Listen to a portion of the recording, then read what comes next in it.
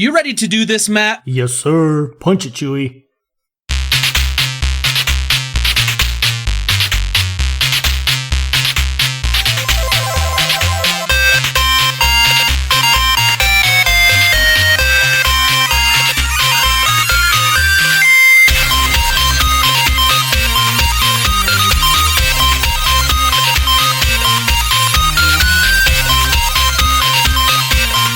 Welcome, super friends, to the Fortress of Nerditude podcast, a safe place to talk about all things in nerd and pop culture. I'm Spencer Stapleton, and my co-pilot is Matt Shaw. We're two nerds that just refuse to grow up. Thank you for joining us. This is episode 190. We release every Thursday morning. You can find us at the website fortofnerd.com. We have links to iTunes, Google Music, Spotify, YouTube, Stitcher, and everywhere podcasts are available. Stop by and relax a while. If you like what you're hearing, you can hit that subscribe button, and you can get us automatically each and every week in your ear holes. Matt, it's episode 190. I was doing some math, and I don't know what the math is, but you've been on the podcast now for a year. A year. Right about a year. We're right about there. So that is an awesome feat in and of itself. But, tonight is a little extra special because we've got Britta returning back with us. What? And we've got your wife, Jessie, joining us. Yay. Yay. Hi, Jessie. Hi. They're sisters. My sister. My sister. How fun. I know. So we got a big old family affair going on. Yes. So let's get caught up. It's been a week since we all got to hang out. Yeah. But the Super Friends haven't heard from Britta in quite a long time and have never heard from Jessie. So Britta, why don't you kind of kick it off? How has your last week been going on? What's new in your life? What's happening? Okay, my last week, in just one word, basically has been painful for many different reasons. Oh. Number one, because last Monday we drove for 13 hours in the car, and the next morning I woke up and could hardly move because my back hurt so bad. So I don't know what happened to it. I don't know if it was just riding in the car, sitting in weird positions, falling asleep in weird positions in the car. But I did something to it. So I went to go see a chiropractor for the first time in my whole life this week, which was an interesting experience. And so I don't know if you guys have ever done that, but they crack everything and they crack your neck. And I'm like, please don't break my neck. But it's fine. So every day is something new. But I'm doing a little bit better. Every day healing up a little bit more nicely, which is great. And then just our kids have been insane. Kids? Yeah. Yep. They're just they're restless again because they miss hanging out with their cousins and playing with other kids, and they just want to be on their tablets, and they're just crazy. So the first day back honestly was really good. Yeah. The boys were really good that first day back. Yeah. And then I think it was the lack of having cousins to play with, I think really set in. Yeah, I agree. I think they're over each other very much. They do not like each other as much as they used to. They're okay sometimes. They get along, and then the last couple of days we've had a lot of fights. Jackson got kicked in the face by Charlie and got his first fat lip. Which I was very concerned about. He kept asking me when his lip wasn't going to be fat anymore. And it happened yesterday evening or something I think right after dinner or something like that. And he woke up this morning, he was like, Mom, is my lip still fat? And I was like, no, the swelling went down, but it's bruised. You could see the cuts from his teeth on it where he was bleeding and stuff. And then they got in another fight today, and somebody got smashed in the ear or hit in it. I don't know. They're boys. They're so crazy. But, we're still alive, so that's good. Yeah, alive and kicking. That's something. Yeah. Jessie, how have you been? Tell the Super Friends a little bit about yourself since you haven't had the opportunity. Well, I don't really know what to say. I feel like Matt probably has said basic things about me. Matt says nothing but good things about you. I swear, I promise. It's true. It's true. Let's see. I don't know. What was your perspective on our trip back? The trip back? Yeah, the trip back. It They heard about our was- trip here last week, but they have not heard about Yep. the trip back because we had to take 3 planes on the way to Montana and then a rental car for 4 hours just to freaking get to where my in-laws live. Mm-hmm. And then we left the day after you guys did, and this time I think it was better and worse. Yeah, I felt like it was harder on the way back, Yeah. and it felt longer, and Lando was like overtired and fussy the whole day, and Emmy just was kind of done with things, so it made the day kind of long and hard. What time did you guys leave in the morning, and what time did you get home? So we left at 8:30 in the morning, and we got home at 9:30 or 10 at night. That's a lot. So That's they as were long as just- it took us to drive. yeah. It was just harder, I think, because the trip was over, and on the way there, they were so excited. Well, Lando didn't know what was going on, but he was just excited because everything was new.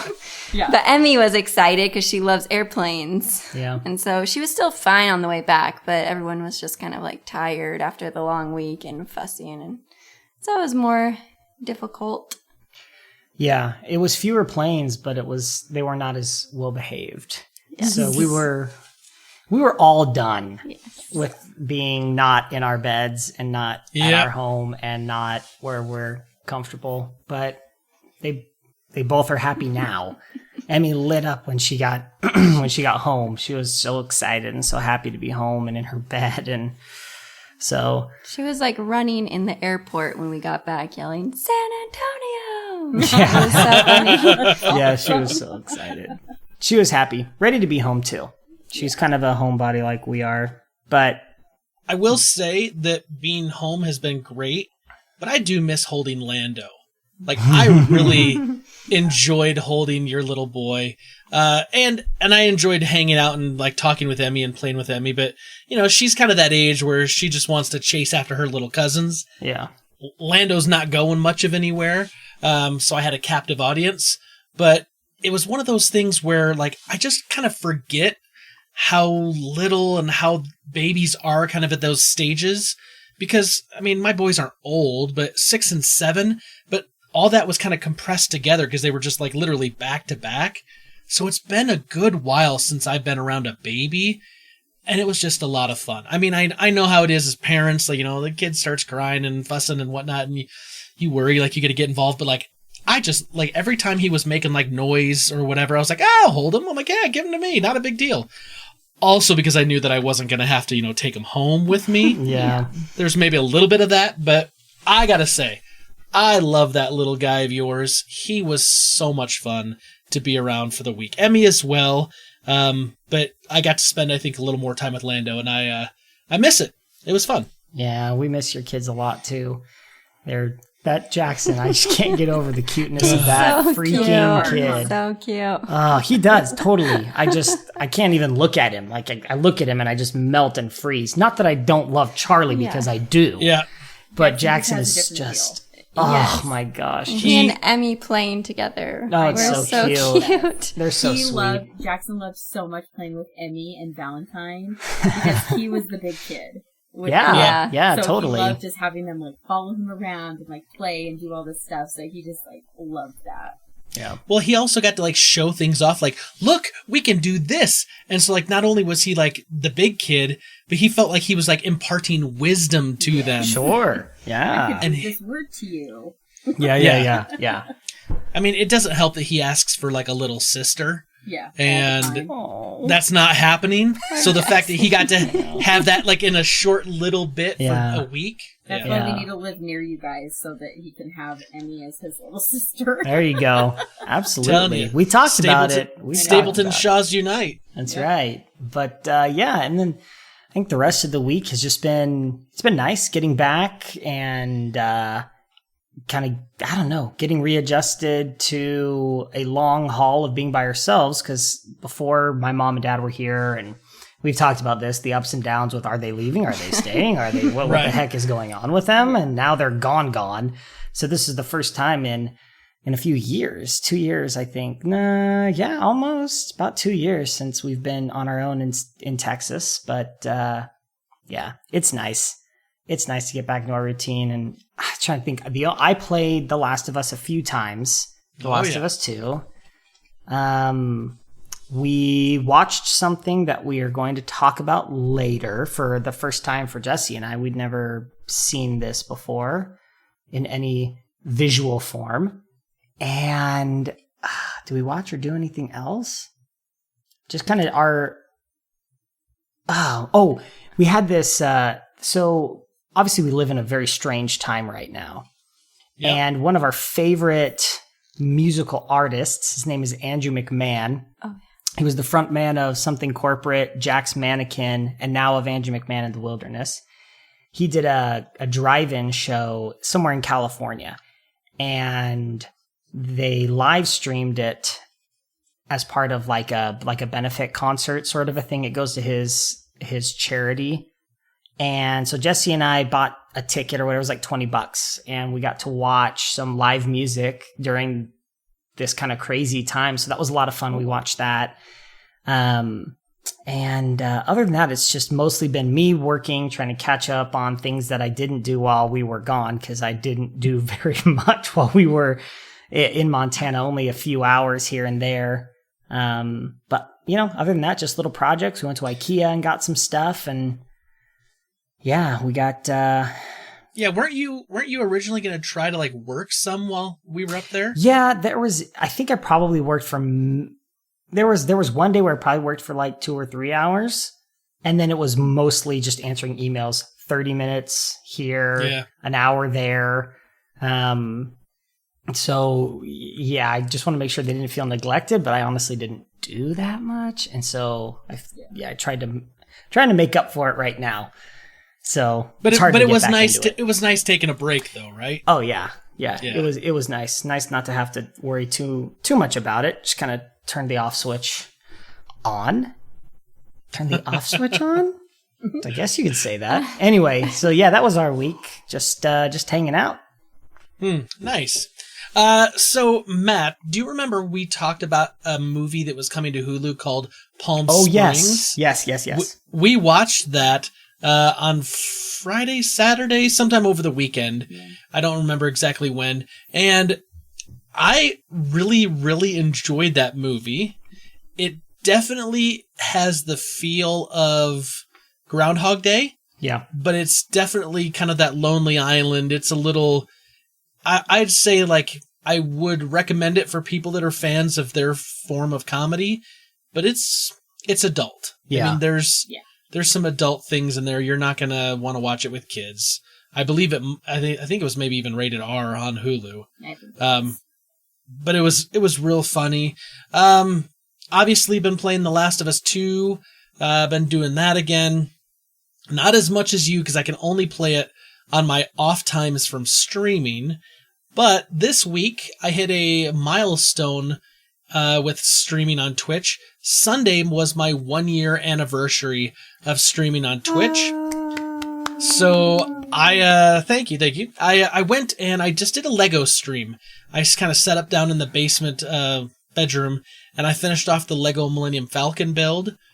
And then I went through and found all the missing pieces that I needed for the AT-AT Walker that I've had for almost 2 decades now. Nice. And did that. And then I did a little Death Star cannon, just like a little kind of a little scene.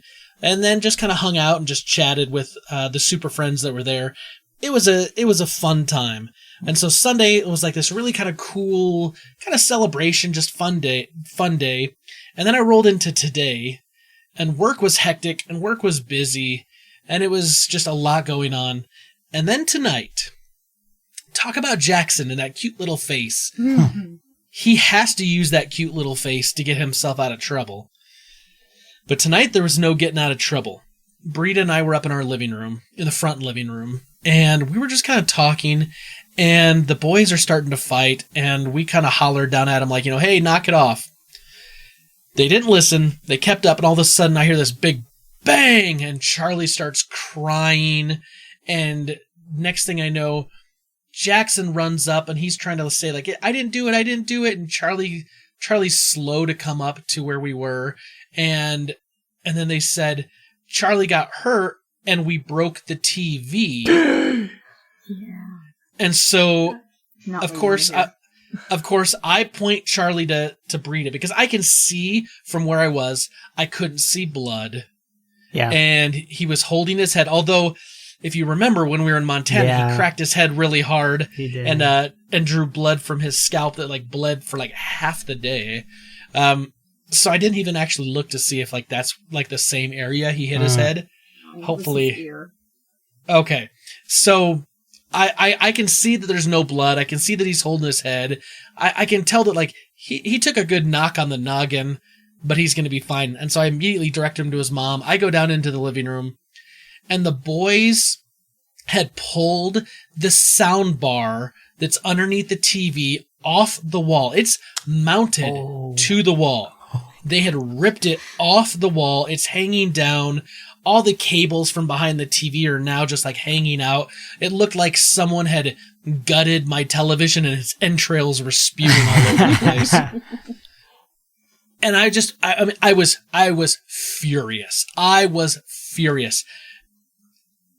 Understandably, I knew like I could not like really go after the kids and be angry at the kids because I know that they were horseplaying and so that they did something wrong. I knew they did something wrong, but still I said, both of you boys go upstairs. You're both in timeout right now.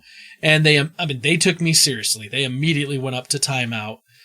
And then Britta kind of helped me get some of the tools and while I was putting the thing, like I had to go like drill new holes and had to remeasure to make sure I could like shift and put the soundbar back on the wall, but shift it just enough that I could still kind of cover up all the holes and the area where like the wall had been dented in from how they ripped it off. It's like the anchors were pulled out and everything. Yeah, it was one of those moments where I was like, I'm ready to sell these kids to the circus. And then Britta's like, what do you need me to do? I was like, you know what? If you could just go upstairs and give the boys their shower and put them to bed. I was like, put them to bed right. Give them a shower and put them to bed right now. They're going to go to bed early. They've lost all privileges. They're going to lose privileges tomorrow.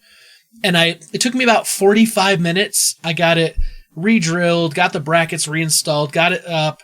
Managed to re-hide all the cables and get all the cables back where they go and do some zip tying back behind the TV and kind of get it all fixed just in time for them to go to bed. So then I went up there and I gave them like a 10-minute dad lecture. Yeah. It was we work hard for the money we have.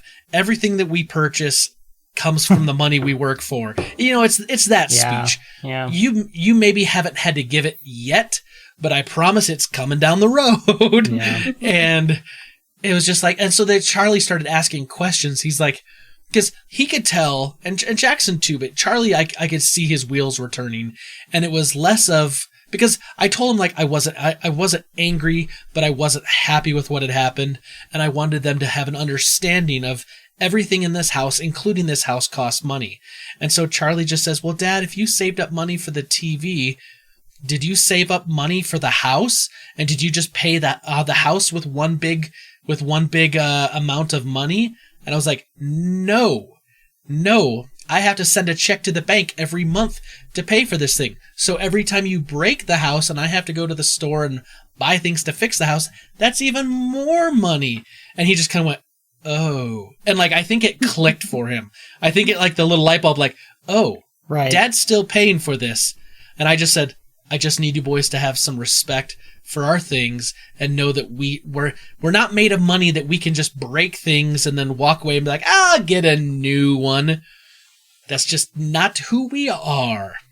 Maybe one day, but not right now. So anyway, it was like this moment of like pure frustration and anger, but yet I need to find the right balance to teach my boys a lesson and give them some respect for the things we have and understanding that things cost money. And this literally all happened right before we started recording the podcast. Yeah. And so like I came down for the podcast. I just sat here in my chair for like 5 minutes and I didn't pull up anything. I didn't look at anything. I just sat here in quiet. I was like, take a deep breath, And, okay. Now we can move forward. But let me tell you, yeah, it's, that's those moments where you look at your life and you say, what happened? Like, what, you gotta be an adult, and you just kind of look at it and you're like, what happened? We used to have so much fun. There was no cares in the world. I could eat Fruit Loops and watch cartoons, and there was no cares, nothing, no worries. Yep. And now it's like I've got to have talks about, you need to respect my property, and that cost me money. And it's like, I've turned into my father. I've just turned into my father. Yeah. Anyway, that was our week. A little crazy, a little hectic, but once again, always happy to be here in the Fortress of Nerditude. Matt, I think we should do what we always do and kill some Bothans, and I think this week it would be appropriate if we dropped a speaker bar on their heads. Let's do it. I always have to let you know, many Bothans died to bring us this information. Rest in peace, you Bothans.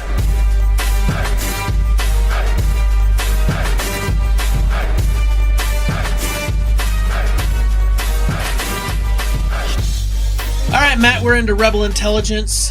As we always do, we tend to start with our guests. So, Britta, what's the first thing you have for us this week? Well, we all know that Disney has been on the remake everything road, right? Yes. So, to continue with the live-action remakes, they are doing a remake of Peter Pan. So, there's been lots of live-action Peter Pans. We've seen some, like Hugh Jackman did one. There's been various other ones that have been made. But Robin Williams. Yes, yeah, Hook, stuff like that. This one is the actual remake of the Disney cartoon version from the 1950s. So they're doing that. So they have announced that Jude Law might be coming on as Captain Hook. So I think that might be interesting. They have like a couple other names attached to it for Wendy and Peter. I don't know who those people really are. I'm assuming since they're going to be kids, they're probably not going to be super well known at this point.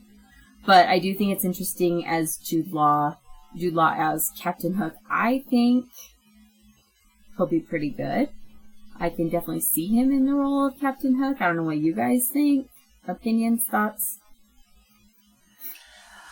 I like Jude Law. I do. I don't know about Captain Hook for Jude Law. He looks so nice. Jude Law can play a villain. But he looks so pretty. Yeah, but I think he's good as a villain. Like, he was in Captain Marvel as the bad guy. Also, Captain Hook is kind of a dandy as far as pirates go. Yeah, so that's why I like him. So I think that... Jessie, let me ask you a question. Have you seen a lot of the live-action Disney remake movies? Yes. Almost all of them, I think. What do you think of this kind of growing trend of Disney just kind of rebooting their animated features and making them live action? I liked it at first. I thought it was fun to get some different versions, or at least a somewhat different version of the classic stories. Right. But yeah, I feel like now it's getting to the point where they're just doing too many because they're literally trying to do everything. And there have been some really good ones, and then there's some that just are literally the same exact movie, just real life people. And so, I don't know, I don't think it's necessary to do every single movie that they've ever made again. I was thinking about this, and you tell me, because I've only seen a few of these, Jessie, so tell me if like I'm wrong here. Does it make sense that they do more of these live-action remakes for movies that maybe feature, like, real characters? Like, so Peter Pan and Wendy, right, are, like, real, like, it's a boy and a girl, versus, like, The Jungle Book, which is, like, a talking bear and a tiger and a panther, like, that sort of stuff. Does that make more sense to you to do, like, the live actions with, like, the people or the animals? Yeah, I would say the people makes more sense to me. Because honestly, I haven't actually seen the whole Lion King one. Yeah, we never finished it, which isn't a really great sign, Yeah, I guess. and I love the Lion King. Yeah, Lion King's like the best movie ever. And it was good, but it's just... Yeah, it's just the same. And it's not really necessary. Yeah, it's just different when they're not cartoon characters. And so I guess the real people ones, I do feel like have been a little bit more different. Yeah. And they've added more than with just like the cartoon ones that they're just doing a more real life type of animation. I think maybe that's why I'm super excited for Mulan that's going to come out. I mean, we don't know when because it keeps getting pushed back, the release date, but like that one looks really good. I like the idea of Peter Pan a lot. Mm-hmm. I just love Peter Pan. But like I didn't have any interest in seeing that Lion King movie. I don't know. So I kind of feel the same. Peter Pan is like very near and dear to my heart. It's my favorite ride at Disneyland. I love the movie. Although I do think I am kind of excited for this remake because I feel like you can't screw up Peter Pan too badly, right? Especially if they're just doing the same story that they've already done. But also maybe they can fix some things that were outdated in the old movie. Let's say the Native American whole thing. I don't understand what's wrong with that. I think we may see that song get pulled. I don't think that song will be in there. I concur. I am excited for that update. Yeah, okay. It'll be good. It'll be good. I'm cool with them doing like old ones. Yeah. Old ones. Like I am looking forward to the Robin Hood one. Right. Yeah. Because it's old. And I'm interested in seeing what it would look like new, but there's some that like I don't really understand why you're doing it. Yeah. Anyway. What's gonna happen in like 4 or 5 years when they say, hey, now we're remaking Frozen live action, right? It's like, come on. Yeah. You've already got it on Broadway, that's enough. Yeah. Right. All right, Jessie, what do you have for us this week? Okay, Ready Player One, the book, not the movie, is getting a sequel, Ready Player Two. Unique. Yes. That makes sense. Release date of November 24th, 2020. So pretty soon, and it's been almost 10 years since Ready Player One came out. So it's been a very long time in the making. Wow. Has anyone here not read the book or listened to the audiobook? I made it. How much did I make it through? Barely. Really? Like an hour? Yeah, of the audiobook? Maybe, yeah. I like the movie a lot. I bought the movie. I think it's a good movie. You would like the book. You just need to actually... I'm sure I'd like the book. We all know that I don't read, okay? This is not a surprise to anybody who knows me. Is it a problem? I don't know. Sometimes. Okay, anyway, this is not a time to bash Matt for his illiteracy. We're talking about Ready Player 2, which will likely get a movie. I'm almost sure. I'm sure. I would imagine. The first one did quite well. Yeah, yes. No, I think it's cool. I liked the movie a lot. So a sequel, I think there's lots to still be told. I'm just curious what the sequel is going to kind of cover, though. You know? Yeah. Could be anything. That's the exciting part. I You'll find out November 24th. Yeah. A sequel to ever happen, but I'm not mad about it that it's happening because I really like the book. So. Yeah.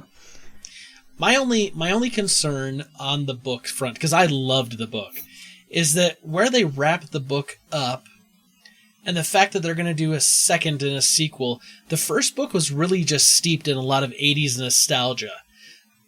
Are they going to stick with that similar theme, or is he going to like shift it up and be like, here, this whole second book is 90s nostalgia? Because if he does something like that, I think that's going to be a bad move. I think what made that book fun and exciting to read was all the little references to all these 80 things that either you didn't grow up with, and so you hear it referenced, oh, this happened in the past, and so you'll go look it up, or you lived through that time period, and those little nods and Easter eggs, like you remember those things. And so you're like, oh, I get that, what that is there. And so I hope that the sequel has the same charm as the first book. Well, maybe. I mean, it's been 10 years. Is it time for the 90s to be the new 80s? I don't know. I don't know. I mean, I don't know when that's going to happen. I see a lot more 90s stuff happening. And I say that just because I grew up in the 90s, born in 1988. So my decade is the 90s. And I see a lot more 90s stuff, like in pop culture, in like stores that I go into.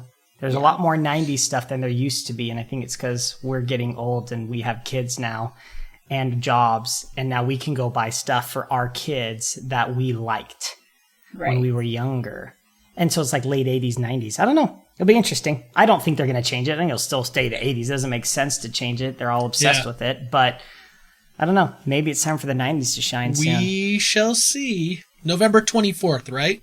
Yep. That's the date? Okay. Cool. Matt, what do you got for me? Okay, you can't be too loud as I discuss this, though, because Japan has asked that those that attend theme parks and that are on roller coasters to please scream inside your heart. Awesome. Now, this makes perfect sense because on a roller coaster, when you scream, out come all the fluids that are in your body, and certainly the COVID's going to be in there. And you don't want to spread the COVID while you're going 40 miles an hour down the ramps, you know? So just don't scream. That's what Japan, legit, they're asking you to scream in your heart. Can I just say that, like, that's the most Japanese way that they could describe this? Is not like, please don't scream because other people are, you know, susceptible, or you could infect other people. Like, nothing about the medical, but they're like, please scream inside your heart. It's beautiful. Oh my scream in my gosh. heart all the time. That's the truth. Yes. It is.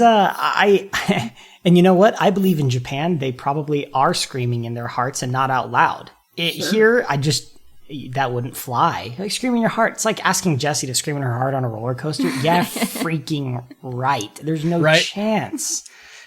But in Japan, they're so poised. Has Jessie watched any of The Last of Us 2 or The Last of Us with you? No. She'd have nightmares in a second. Right, and there's some serious jump scares in those games. And there's been times where I've been playing, and I know that it's going to come up. It's like, okay, all of a sudden, now I've got to be the one to open up the door to go through it. Like, I know this means something's going to jump out and something's going to grab me. It's going to happen.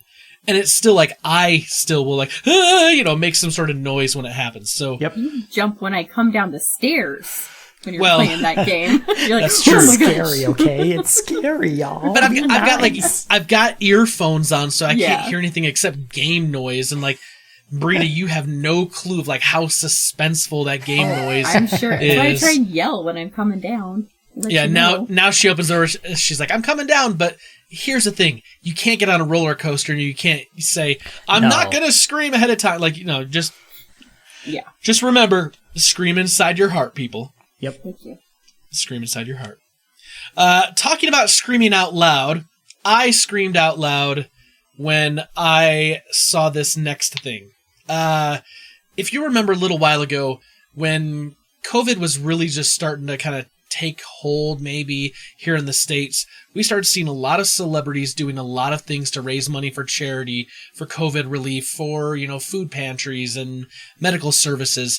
One of the things was Andy Serkis, the actor who did all the mocap and the voice of Gollum for the Lord of the Rings and the Hobbit movies. He read the entire book of The Hobbit on a stream, like it was on like YouTube. And it was for charity, and you could go and donate money, and I missed it. And I tried going and finding where that was, and I was heartbroken because I couldn't find it like the next day. Sad. And maybe it's been put somewhere online. But HarperCollins, the book publisher, has said that they are going to come out with a new audiobook version of The Hobbit with Andy Serkis doing all the narration, reading it all. You know that he's going to get to the parts where he's going to do the Gollum voice. You just know that's going to be a thing. I have The Hobbit. I have The Hobbit printed in a number of different iterations. I have it on audiobook. You better believe your bottom dollar that I'm going to go rebuy this thing with Andy Serkis doing the voice. Mm-hmm. So if you're a Lord of the Rings fan, if you're a Hobbit fan, and you want to get something that feels even more authentic, go check out HarperCollins. They're putting out the new audiobook with Andy Serkis. Awesome. Our next road trip listen. That, or we have to finish Dune that we started. Yeah, we do need to do that. We've only got like 3 hours in, maybe. Yeah, you kept falling asleep in weird positions. That's why your back hurts. I know. I'll have to go re-listen to that. All right, Matt, what else do you got? All right, so the last thing that I have is Star Wars related. Ooh. The next Star Wars animated TV series was announced today. It's called Star Wars The Bad Batch, and it will be on Disney Plus at some point in 2021. Now, if you're hearing this and you're going, oh, this makes sense, I'm so excited just based on the title, then you've probably seen the Clone Wars 7th season. I know that you and I, Spencer, have not seen that, and I would venture to bet that Britta and Jessie have also not seen season 7 of the Clone Wars. So apparently there's a clone team that's introduced and has like a storyline in the 7th season of the Clone Wars, and there's supposed to be some cool like bad A group of clone troopers, and it'll be, I mean, they're supposedly like more genetically unique. It says, and their other brothers allow them to carry out, this is me quoting now, unusually dangerous and challenging missions. So this is it's more of a spin-off than it is anything, I don't know, new and original. My first reaction when I saw this was, oh, bummer. Like, for me, the Clone Wars period of time in Star Wars is not all that interesting to me, which is probably why I've never watched the Clone Wars, because I don't care that much about that time in Star Wars history. And this to me is just like, I already know how the Clone Wars end. I don't know. I don't know if this is a great move to go, oh, by the way, this random team you saw in the 7th season of a TV show, they're going to get their own show. I don't know. It seems weird. So I kind of am with you, Matt. Like the idea of like spinning something off, I kind of go, the prerequisite is I have to watch 7 seasons of the Clone Wars before this. Now I get some people who've watched the Clone Wars will probably say you don't. You could watch a couple smattering of episodes, or they'll make it accessible so you don't have to.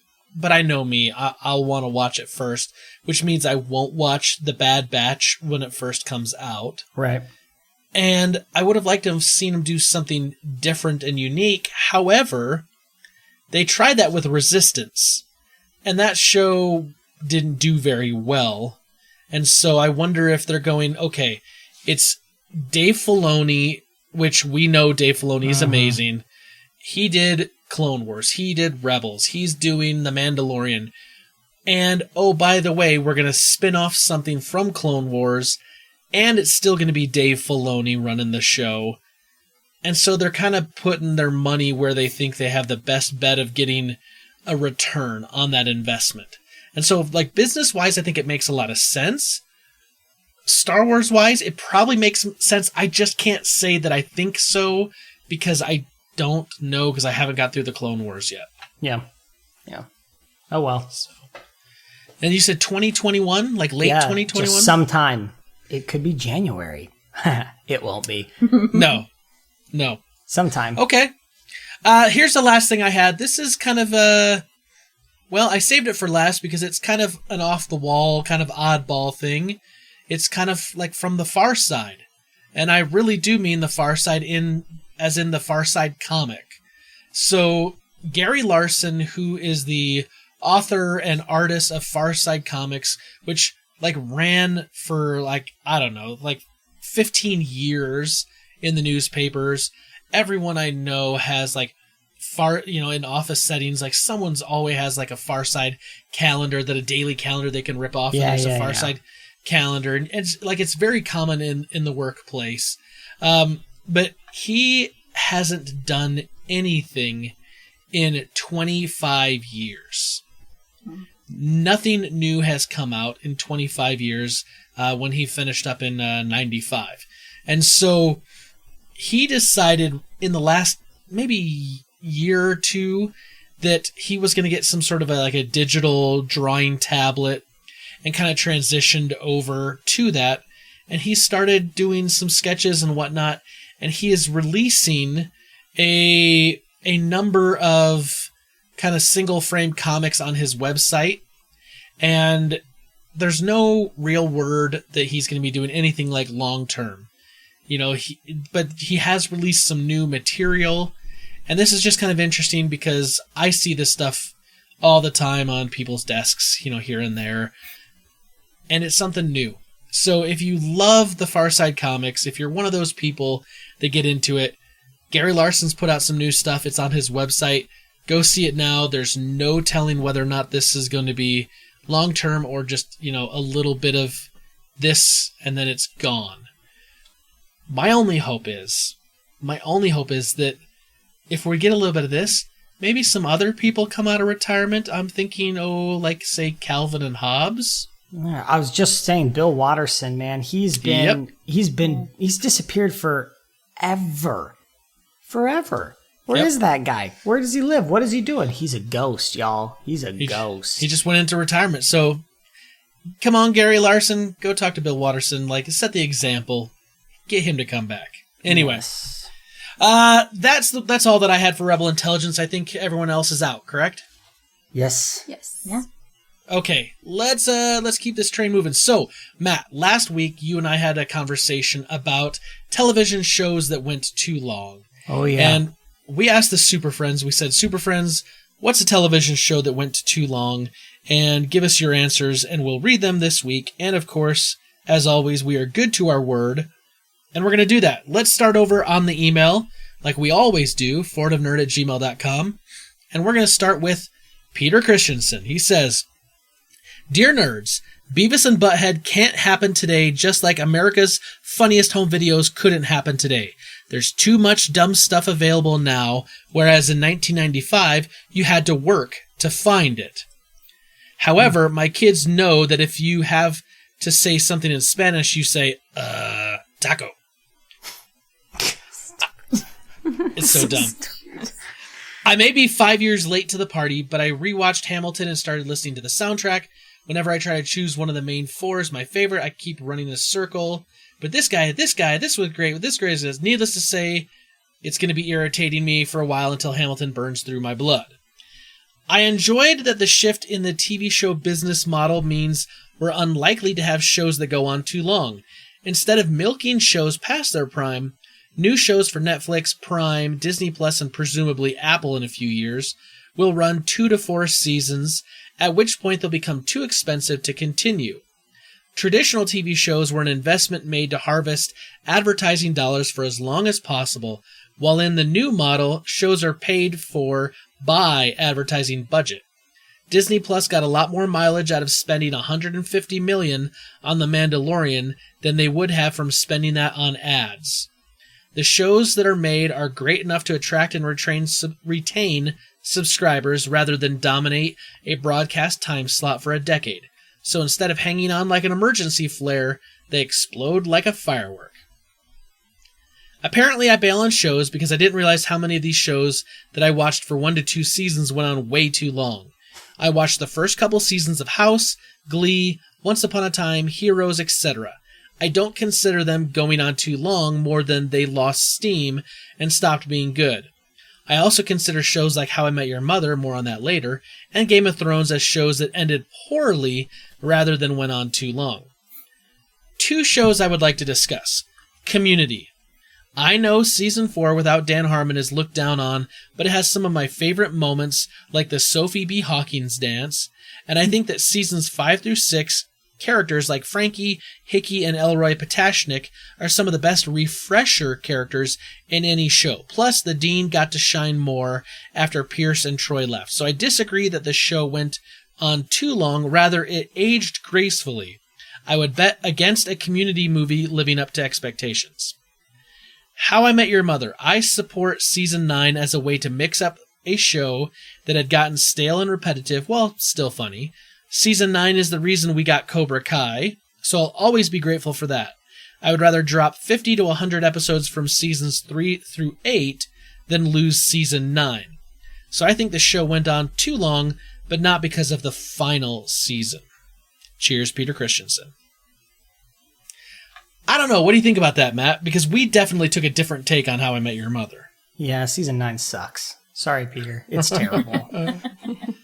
The ending is awful, too. And that's aside, even if it had ended the way that I wanted it to, season 9 still sucked.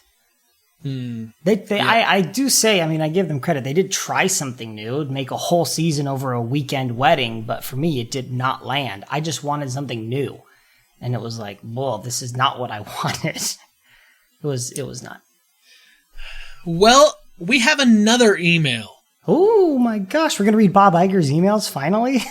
No. No, we're still skipping his. Bob Iger's emails to us are still so profanity-laced that I refuse to read them. Guys. He's like Bob Saget, surprisingly raunchy. It's true. So, we've got Jason Bolth. He says, "Hey, nerds. I agree with you on the 9th season of Scrubs. I watched this show many times, and when I got to the 9th season, it feels like a poor imitation of the show. I have a couple of other shows that I think went on way too long. 2.5 Men. Which, of course, I think we talked about in like the worst endings You've never of all seen time. it, but that finale may sound so stupid. He says, I'm not a big fan, but I have watched this, and when you get to the seasons with Ashton Kutcher, he did a good job. I feel like they did a good job, but the show had lost its magic. That 70s show, when 2 of the main characters left, that is the point the show should have ended. The last show is a show I love to watch, but hated the last season because we didn't need to see a full season of a presidential election. The West Wing should have done a couple of episodes on the election and moved the story on from there. But if I'm being cheeky, I'd have to say the NFL. That show's gone on way too long." Thanks, Jason. Jason, I will vehemently disagree with you on the West Wing.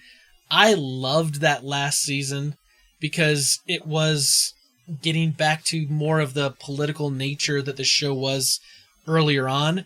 And we got to see a different side of the political process, not just a sitting president trying to manage the government day to day, but people who were running for the office of president. I get that it was a departure from what we'd seen for the previous 6 seasons, but I actually really loved that last 7th season, and I thought they ended it really, really well. So, agree to disagree, and you're totally wrong, but we're still friends. All right, let's go over to Facebook. We've got facebook.com/FordaNerd. We've got Will Fountain. This is actually an old college roommate of mine. He said, Lost, The Walking Dead, and Twin Peaks. I've always wanted a show to have a surprise finale where the main character dies. Mid-episode, mid-season, nobody expects it. Credits roll 23 minutes into the hour-long episode. Ooh. Interesting. That's totally Will. Like, something completely off the wall, no one would expect, and I think that's a brilliant answer. I agree with all of his answers he put. I haven't seen Twin Peaks, I will say that. But the other two, I think we mentioned them in our, well, maybe we didn't talk about Lost. Oh, Lost was kind of the crux of why we talked about it in general, so that was a given. Yep. That's right. Yep. Agreed. Yep. Okay. All right, let's go over to Twitter @FordofNerd. We've got Bernabe Butters @Dantes_Belmont. He says, Dexter, those last seasons were not great. Anime speaking, Naruto is not, it's not that the story went downhill, it's more a case of why so much filler. There's a reason the show is infamously known as Filleruto. 720 episodes. Yeah. I'm not going to start that. I don't watch a lot of anime, but knowing that there's 720 episodes, probably not going there. But I appreciate you giving me the heads up, Bernabe. Tim Paulin @TPaulin20 says, The Walking Dead. Even Andrew Lincoln knew it was time. True. He says, 2.5 Men. Better or not, Charlie made that show. And then his last one, it says, Big Bang Theory. In the beginning, it was so funny. After season 75, it's not that funny anymore. And then Brian Scott at Bravesby _ says, took you all the way up to season 75 to feel that way? Which I think is kind of, getting back to the point you and I made last week, Matt, that the show was funny in its first, 4 or 5 seasons. After that, it kind of felt like it really dropped off pretty quick for me. And then the last one we got is Jeremy Campbell at JSC Dad. He says, I'm old, MASH. Well said. Which is funny, right? My mom would agree with that. How long did the Korean War actually last versus how long did that show last? True.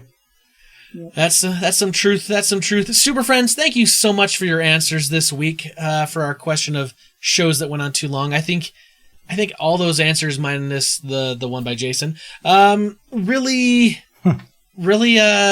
kind of hit a lot of the things we previously talked about in the show and things we kind of talked about off the show as well. So we appreciate your answers this week. Matt, Super Friends are out there. They're helping us out each and every week. But what can they do for us this week to give us a hand? Well, as always, thank you for your contributions to our show. We love to interact each and every week through a microphone and into your ear holes. Now, in addition to what you do all the time, liking, commenting, subscribing, giving us 4, 5, 2 stars, however you feel, and sharing us with your friends and family. This week, I do have a question, actually, instead of a thing for, people to try to do. This was, I think it was Bernabe. It said something about anime, right? Naruto. Yep.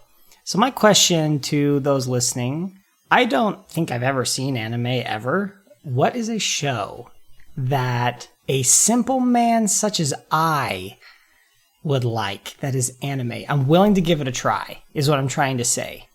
Because I have not been willing to give it a try before. I'm willing to give it a try. I think you should start with the Clone Wars and go from there. Nope. Hard pass. I've tried the Clone Wars like 3 times. I cannot get into it. I'm going to get killed by everybody, but I just can't get into it. So anyway, if you've got any suggestions, I am willing to go with whatever you suggest. Okay, nice.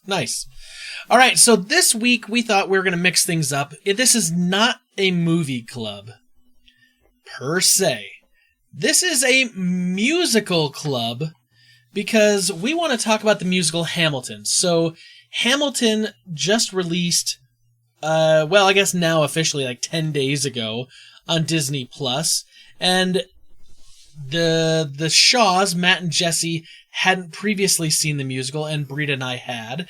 And so I thought it'd be fun that we could talk about the musical Hamilton, and we could go from there. So I will give a little bit of background on what Hamilton is for anyone that may not know. Hamilton, an American musical, or simply known as Hamilton, is a musical that was written by Lin-Manuel Miranda. It tells the story of the founding father, Alexander Hamilton. It was basically, Lin-Manuel Miranda was inspired by the 2004 biography called Alexander Hamilton by Ron Chernow. He read it and he thought that Alexander Hamilton sounded super like hip hop, super kind of gangster with all the things that he did. And so he had this idea of fusing hip hop, R&B, pop soul together with this story of a founding father of America. The musical features people of color as the main actors that portray the founding fathers and other historical figures. Miranda would go on to describe it as Hamilton as America then, as told by America now. It first premiered off-Broadway February 17th, 2015 at the Public Theater. It ran for several months. It got massive reviews. It was sold out constantly. And then it was moved over to the Richard Rodgers Theater on Broadway, where it opened August 6th of 2015 and continued to get uniform, positive, great, amazing reviews, super high box office sales. In 2016, Hamilton received 16 nominations for Tonys and won 11, including Best Musical. It has gone on to have a standing show in Chicago There's one now in the West End in London, as well as a touring show that's been going around the U.S., as well as an engagement in Puerto Rico. So that's kind of a little history on like the musical Hamilton, but now we have to fast forward to now. So Disney Plus won the rights for the Hamilton musical that was going to be kind of like the filmed version of the musical. Do you guys know how much they paid for it? $1 million. Try $75 million. Okay. So Disney paid $75 million. And the interesting thing is this was filmed back in 2016, and it was filmed over 3 separate nights with some additional shots for a PBS documentary that they kind of filmed with an empty crowd so they could do like crane shots and some, some close-ups and stuff like that. Yes. And so they filmed it. But at the time, one of the characters, Jonathan Groff, who plays King George III, actually wasn't even with the show anymore. There was a different actor that was playing King George III. And knowing that they were going to film it and that they wanted the original cast, that actor stepped aside for those nights to let Jonathan Groff come back and play the role he originated as King George III. And so that's why on the version we see on Disney Plus, that's from those 2016 recordings, Jonathan Groff is the King George III that we get to see. So a little bit of history about what Hamilton the musical is, and then it's come to Disney Plus now. I want to ask you guys, and then you can tell me, you can kind of explain, from your perspective. You've never seen this before. What interested you in wanting to see Hamilton? That seems like almost a silly question. It's like, have you seen Star Wars? I mean, it's the biggest thing out there. I think like most people who haven't seen Hamilton, which is most people that haven't seen Hamilton, it was a phenomenon. I mean, it had those 11 Tony Award winningness, and I don't know, Lin-Manuel Miranda became a household name after that show. He did Moana. He's done a whole bunch of other stuff. I mean, he's cool. I knew who Leslie Odom Jr. was, and I had never seen it before, but it's huge. I don't know, right? I mean... Yeah, everybody has been talking about it for years, so I've always wanted to see it. We just never really had the opportunity to see it before. Yeah. Had you guys listened to the music before and so you were familiar with the songs before? Yes. You did that? I only listened to some of them. I never listened to all of it. Oh, okay.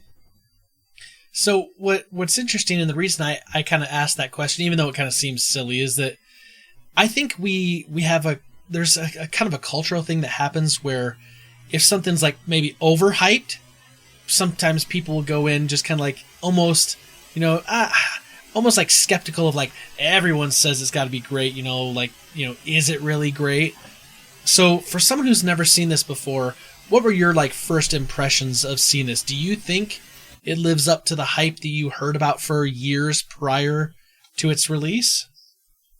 Well, this is, for me, yeah, but there's a lot that goes into enjoying a musical for me. I don't watch a lot of them, so when I do, I tend to enjoy it because I don't watch very many musicals, and I only watch ones that I know are good because people have told me they're good, people I trust, and Hamilton is obviously good. So for me, yes, it lived up to the hype, but I also I was telling Jessie this before, I've always been an Alexander Hamilton, shout out to Mrs. Temporelli out in Tomball High School for teaching me about Alexander Hamilton. We spent a long time on him. I knew a lot of the story before any of this had happened. And I was always kind of taken with him. Ask me about anyone else in American history, and I don't know a dang thing. But I was, for some reason, kind of taken with him. So this was super interesting to me. I mean, it's American history. It's Alexander Hamilton. I loved that guy, and it was interesting to see it brought to life. So for me, yeah, it lived up to my expectations. Yeah, I would agree. I mean, I feel like if you've listened to any of the music, then you know what you're getting into, kind of. Right. So yeah, that's true. it's like, that's where my expectation is at. Like, I know what a Broadway show is. I know what the music is. So that's what I expect it to be. And it was good. I feel like it lived up to it.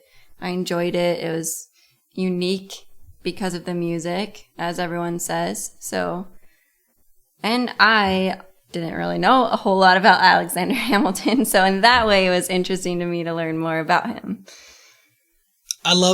See, that's one of the things I love about this show is that there's people that maybe don't have, an in-depth history with with Alexander Hamilton, but yet through hip hop and music, like they're going to get this history lesson, but like you don't feel like you're like reading from a book.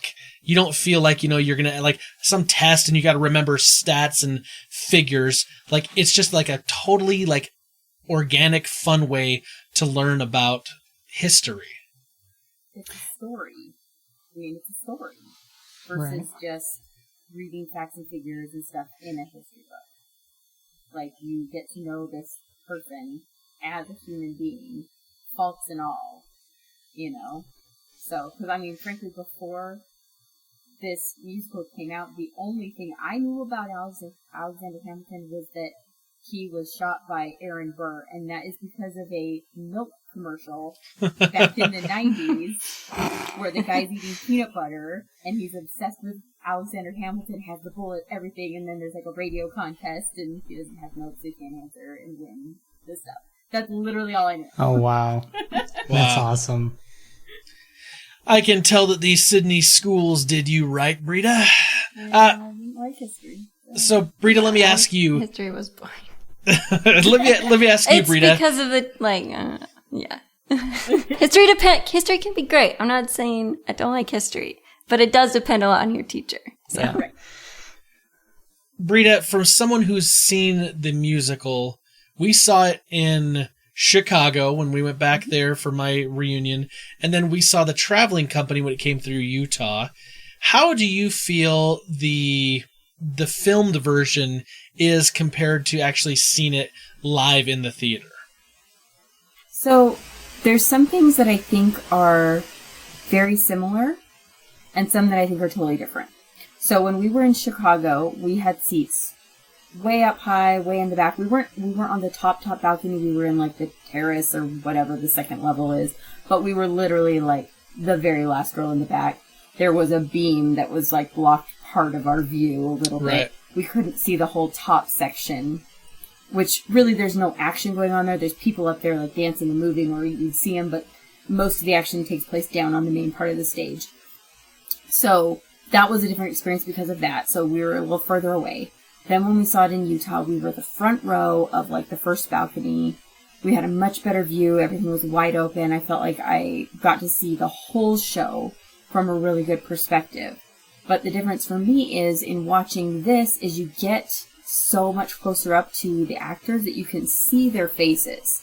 You can see their reactions. You can see the emotions on their face. Whereas, sitting, unless you're in the first, however many rows in a theater, you're not getting that view necessarily. You're not seeing that part of it. So it definitely had a different feel for me because of that. So it made some things, like I felt like a few of the songs and characters, like I got kind of a different idea and view of them watching this version versus seeing it live. I agree. I think I'm actually a little jealous of Matt and Jessie because they had an opportunity to literally have the best seat in the house. You're going to get to see, from the perspective of maybe like 3-4 rows back for a lot of the musical. And then also you get all these close-up shots and these crane shots, which, yeah, Britta hit it on the head. When we were in Chicago, we loved it. We loved every minute of that, but we missed some of the things that were going on. And then in Utah we saw it all. But if I could have had my first experience where I could have seen all of that like right up close, that I think that would have been better. Of course, I couldn't afford to pay, $1,000 or $1,500 to sit third row, right up front, at the Richard Rodgers Theater in New York. Like, I couldn't afford that. So I think those that are seen on Disney Plus are literally getting the best thing. Now, the other thing I did notice is I've listened to the soundtrack a lot. The original cast recording. I actually think that the stage version is slightly slower than the recording. I don't know if anyone else kind of picked up on that, but there's a couple of places that I kind of felt like, because I'm just so used to hearing the recording, that because it's live and because they're moving around and they've got to do all their blocking. I mean, let's be honest, when they recorded the album, they probably were all in a sound studio. So they didn't have to worry about like, oh, I've got to get from this point to this point on the stage while also singing or while also rapping and working my way, across the stage. But it felt like it was slightly slower, which I actually don't think is a bad thing. I think it'll help people take it in who maybe haven't heard it before, because it's not going to be, I don't know, it's just maybe a step slower, not like crazy slower. It's still an extremely fast musical. Right. So my when it comes to a musical like Hamilton, at least for me as somebody who doesn't live in New York City or anywhere where there's Broadway or anything like unto it, for me, I think I was glad the first time that I saw it was Now. And I say that because I'm glad that it was the original cast that I got to see, if that makes sense. Yeah. Because not to put any of these other actors or performers down, but you're not Lin-Manuel Miranda. You're not Leslie Odom Jr. Like, you're not. And it's, any other musical, I couldn't care less. In all honesty, I couldn't care less. You take me to any other Broadway show, take me to Phantom of the Opera. We saw Phantom of the Opera in New York City. It's been running forever. I didn't care who it was. Wicked, I don't really care. Idina Menzel, whatever. But for this one, it was like, I'm glad that it was, that we got to see the original cast, and it wasn't like a 2019 recording of Jonathan Grandstoffer playing. I mean, I don't know. You know what I'm saying, though? Yeah. We got to see the best possible version of the show, which is cool. And I'm glad that we got to do that. And so, yeah, for us, I can see from I would have loved to have seen it in Chicago, obviously, or even in Salt Lake City, but we never had the opportunity. We put in for like the raffle in San Antonio, or we signed up and nothing ever happened. So whatever. I'm not bitter. Well, and every time, the two times that we saw the live version, Spence and I afterwards would talk and be like, okay, like, who do you think was better in this cast? Who do you think was worse? Like, we would compare them for sure, because we'd listened to that soundtrack so much. And and most of the time we felt the original, people were better, but we, there was sometimes like, I know in Chicago, like, we really loved the King George that was there. And not saying he's better than Jonathan Groff, but he did it differently. Yeah. Sure. And so we really liked, some of those kinds of things. I actually really liked the King George a lot in Salt Lake as well. He was really fun to watch. Kind of took his own little take on some of the stuff. But just things like that. Like, there were some characters that I really enjoyed their live performances, but it's just so hard when you just listen to that soundtrack so many times too. Right. You know them. Yeah, exactly.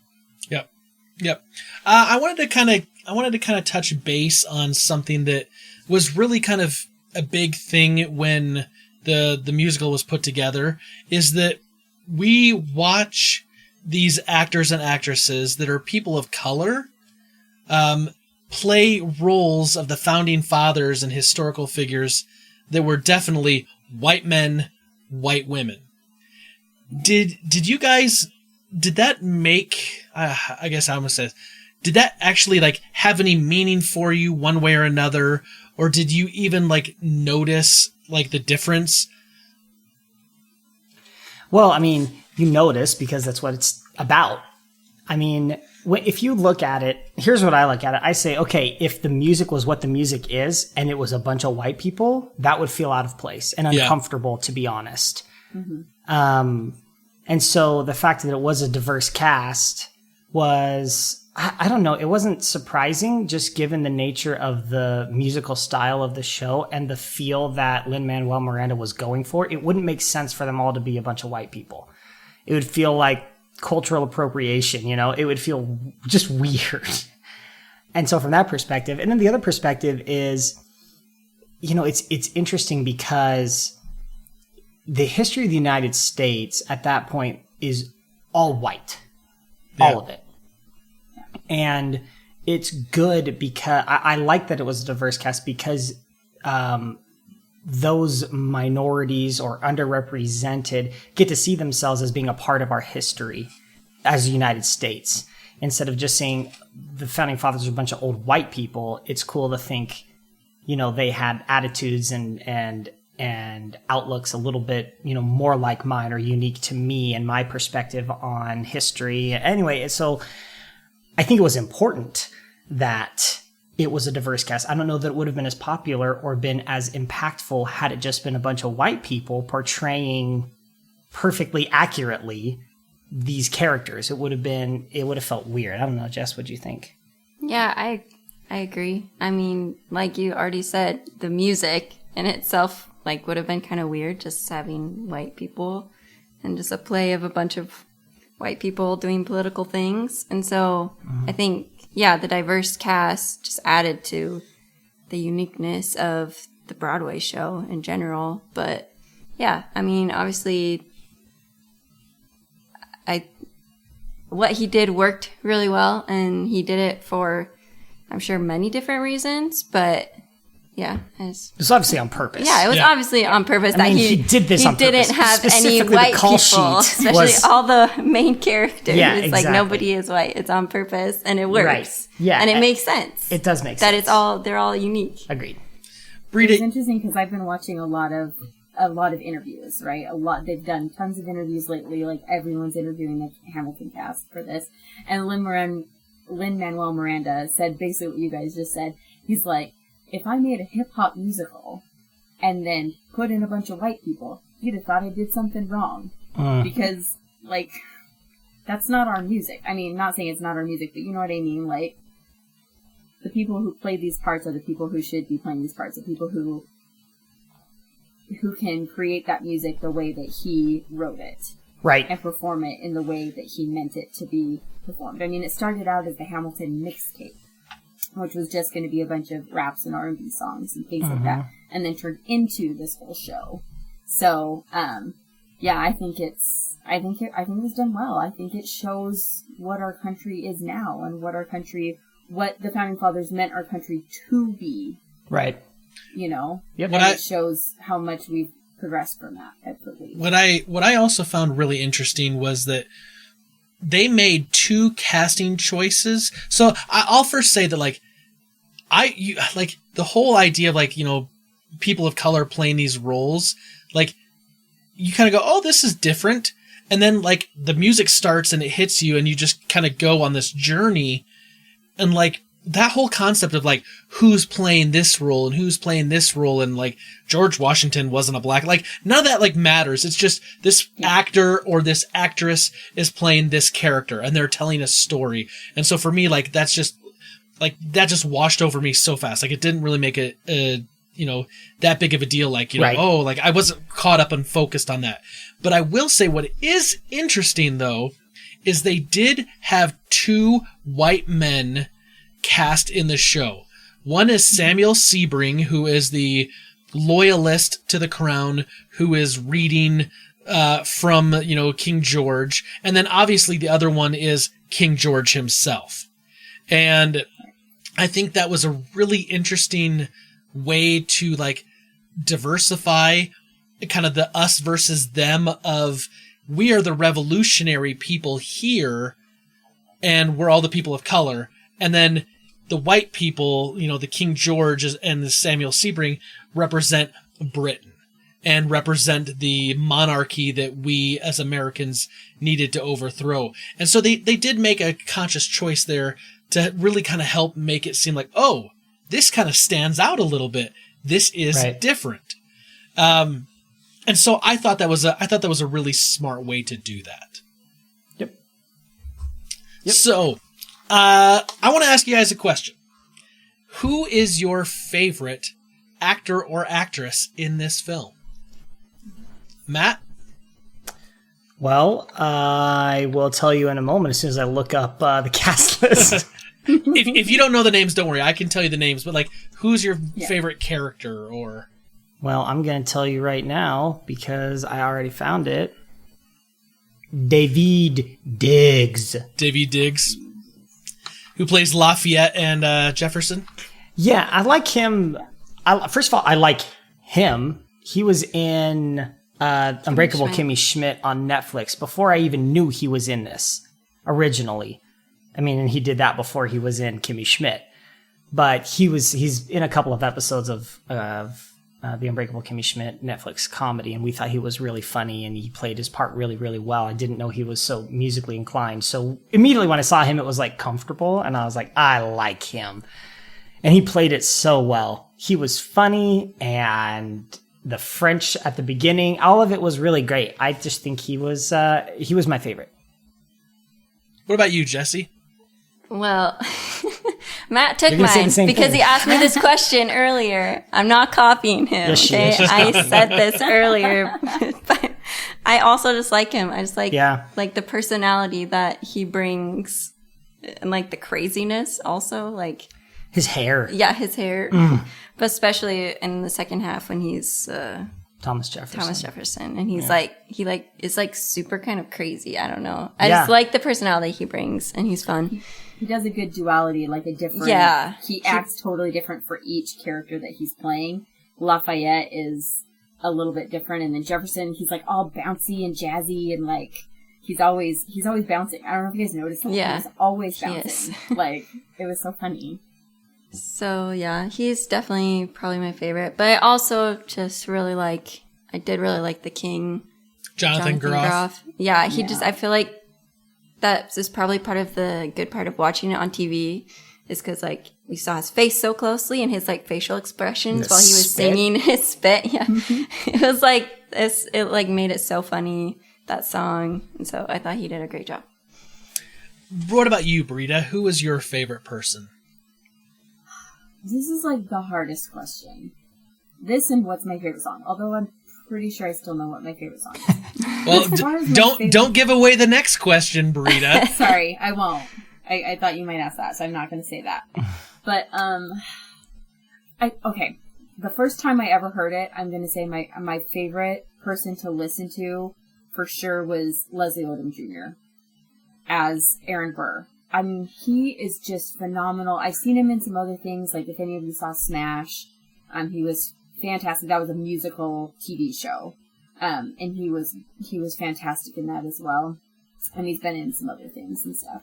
But he just has this voice that just, moves me. I love so many of his songs. I love how he portrays his character.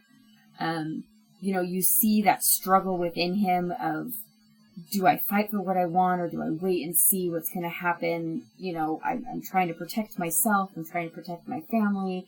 But also I really want these things and I really hate this Hamilton guy. He's driving me insane. Yeah. You really feel all of that from him. I think he just does a phenomenal job of narrating the entire show, basically. Right. I mean, yeah, it's called Alexander Hamilton, but I think secondary, the story is about Aaron Burr telling this story about Hamilton and what happened, and you see his side of it too. And while, people always see him as a villain, this show, I think, gives him some humanity as well. Let's see, the problem is, I love so many of them. Mm-hmm. It's hard to pick just one. It's, for me though, if I'm going for like the humor aspect of it, it's definitely Jonathan Groff. He steals the show as far as humor goes because he's there for comedic effect. But if I'm going just on pure like acting, singing talent, it's Leslie Odom Jr. as Aaron Burr for me, because there is something that is just raw and powerful about his performance and his singing. I mean, his acting and his singing. It's just, there's like, you feel it. Like, you feel the vitriol he held for Alexander Hamilton. And that comes across, I think, in this movie version, the filmed version of the musical, so well, because they're able to do the close-ups and the crane shots and the things that we didn't get as strongly when we were sitting in the back row in Chicago. Right. Yeah. So, makes sense. Whereas like Jonathan Groff or whoever's playing the King George character, that character, no matter what they're doing, that carries to the back row really, really easy, because it's not very nuanced. It's, it's very much like I'm bold and brash and in your face because I'm the king and I get to do what I want and say what I want, and it's meant to be that way. So yeah, I love Leslie Odom Jr., but Davy Diggs, Jonathan Groff, like those, like flip a coin, pick a day, right? I wanted to ask you guys about a couple other people that were in the cast.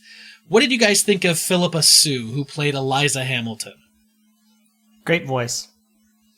She is phenomenal. Like, when you hear her sing Burn, like, she just, like, explodes. Like, she's just, like, full of that emotion. Like, I don't know. I thought she was great. I feel like some of the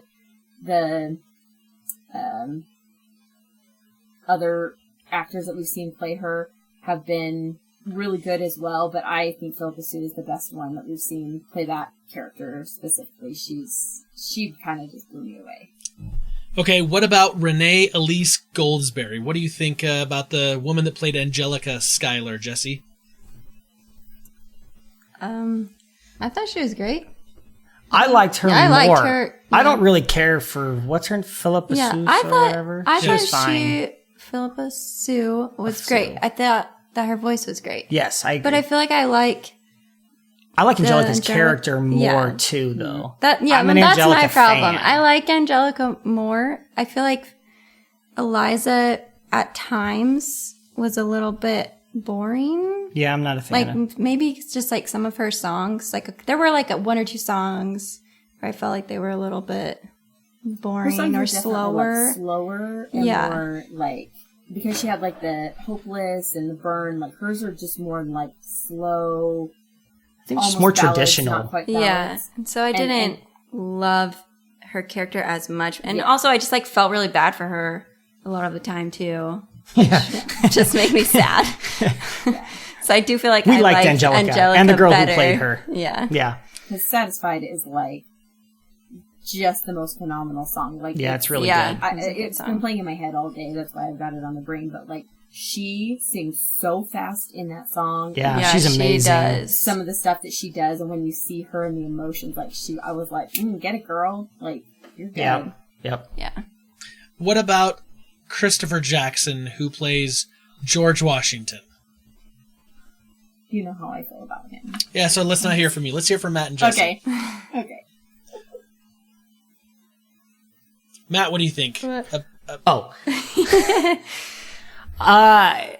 was good. I don't know. Like, for me, there were standouts, and then there was everybody else who was really good. And for me, he's in the everybody else who was really good. I don't know. I wasn't like nobody else could play him, like I was with like Leslie Odom Jr.'s character or Daveed Diggs or Lin-Manuel Miranda for that. He was good.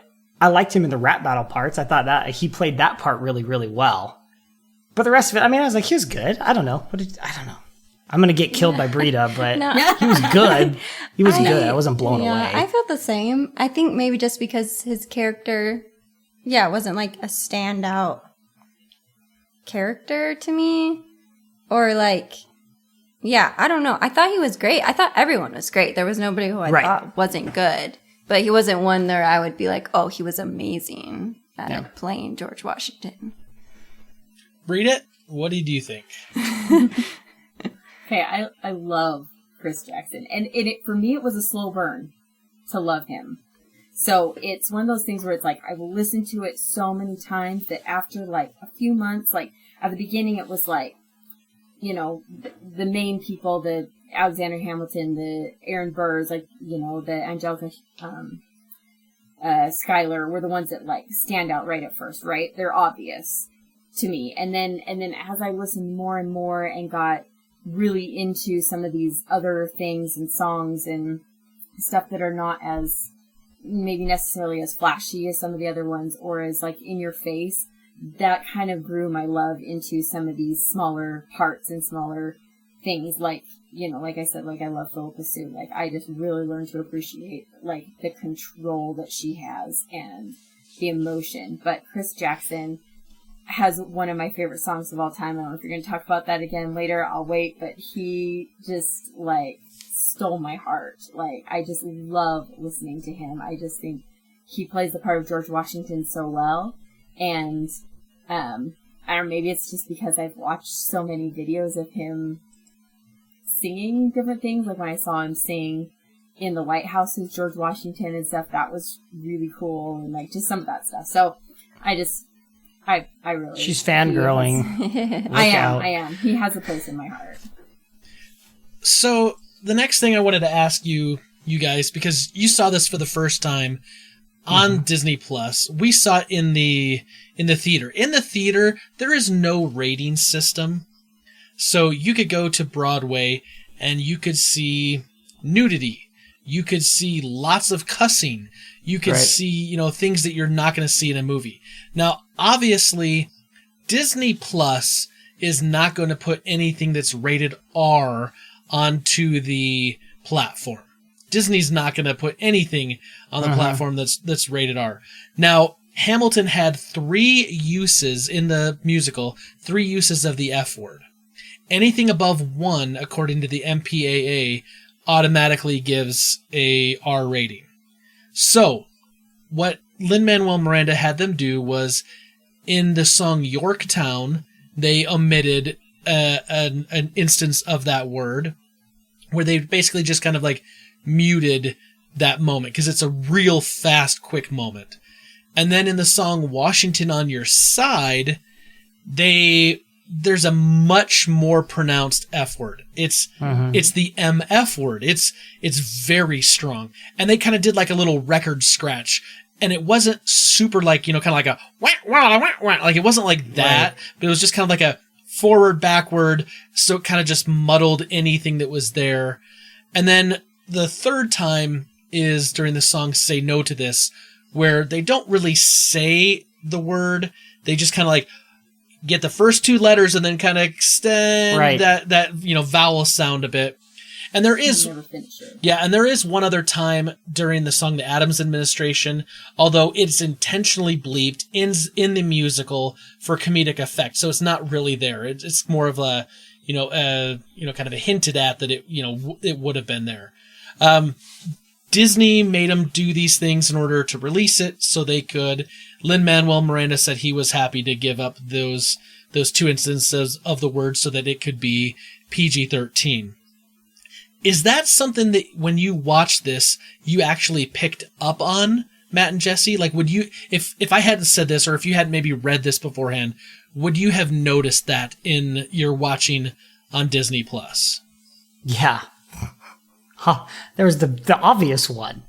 And I looked at Jessie, I said, I wish they wouldn't have bleeped that. And I know that's probably not great of me to say, but it's a powerful moment. And I was like, that would have been cool. So yeah, definitely noticed it. I don't really care that much. Just like Lin-Manuel Miranda, he's like, okay, if you want to edit it. I feel like there's so many artists out there who are like, no, this is the way the art was meant to be. It cannot be on Disney Plus. And I say to them, beep, you know? And so I was fine with it. I would like to have the option to have it with it and without it. Not that I look for F words, That makes me sound like I want more Yeah, F like words. yeah, was that's just that- exactly that how it one sounds. part. There was like one part where it like felt weird. It felt that yeah. it wasn't there. Yeah, it But felt the like rest it of should them have been didn't there. bother me. No. I didn't really notice the other ones as much. Britta, what did you think after seeing it on stage and then seeing it on the TV? What did you think of the editing that was done by Disney with Lin-Manuel Miranda's permission? I think they did a good job editing it, where if you didn't know it was there, it might not be that big of a deal. I would assume a lot of people would have known that it was already there, because so many people have already, that their music charted on like the top 40 or whatever, Right. like it was so popular. So I'm guessing a lot of people knew. I'm guessing most people don't really care because they're just glad to have this option to see it.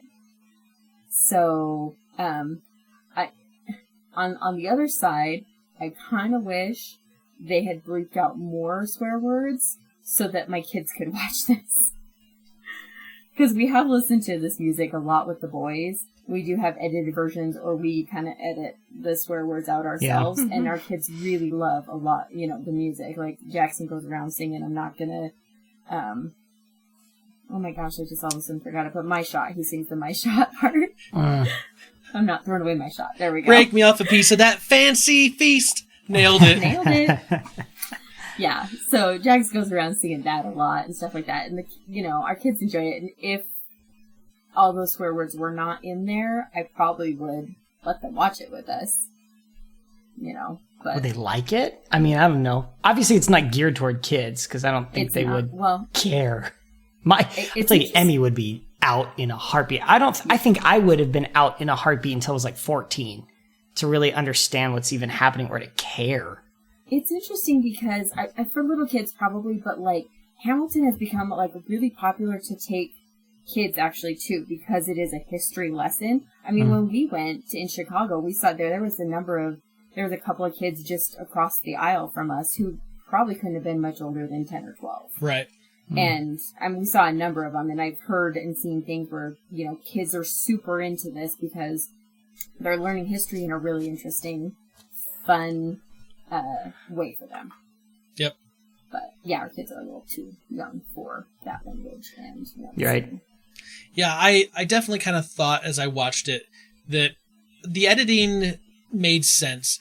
I do kind of agree with Matt that like I love the original broadcast recording, and it's completely unedited, so I've heard everything, and I've seen this show twice. The edits they made for the most part, but there is that one for me in Washington on Your Side, because it's this big, huge buildup of all this emotion and all this like impetus of the story, and then it's like it's building, and you're anticipating the meter to kind of stay with the same but kind of, but it's like but and like it hits it, and like it's very satisfying musically in that moment. And when that wasn't there, I was kind of like, I get, like, don't get me wrong, I get it.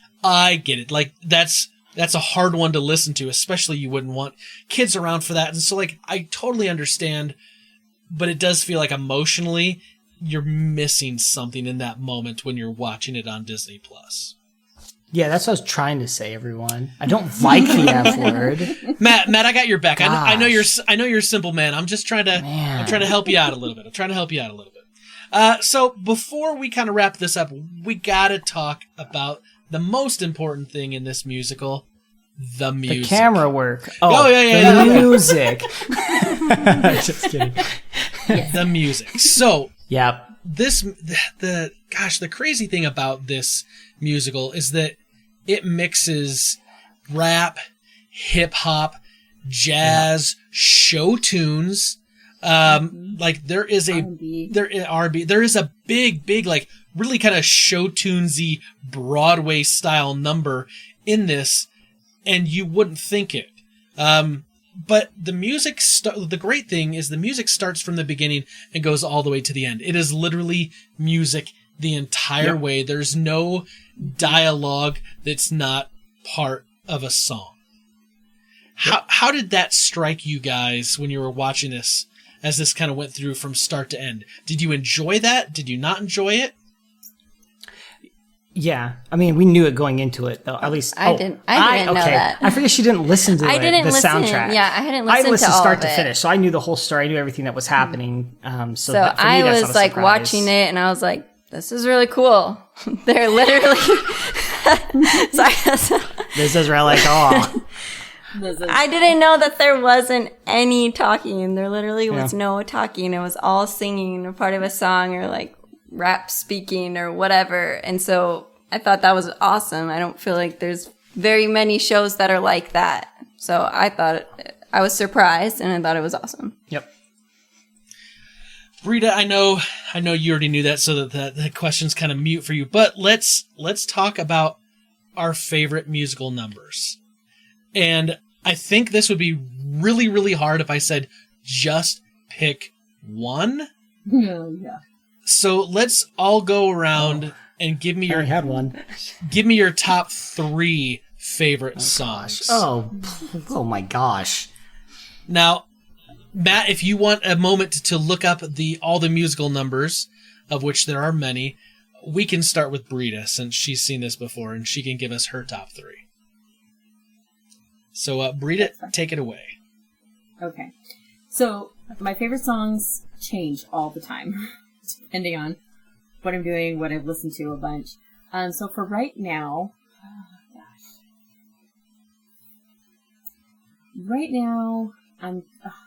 this is so hard.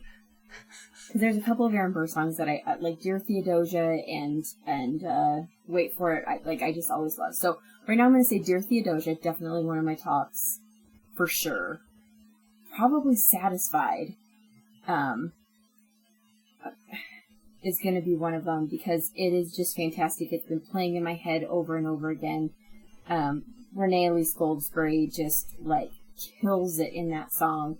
You get so much emotion from it. You get the excitement. You get,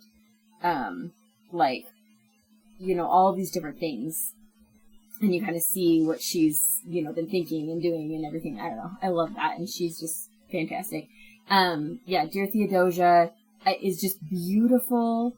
It's heart-wrenching. It just is just this beautiful song singing about their children. And as a parent, I definitely appreciate that song a lot.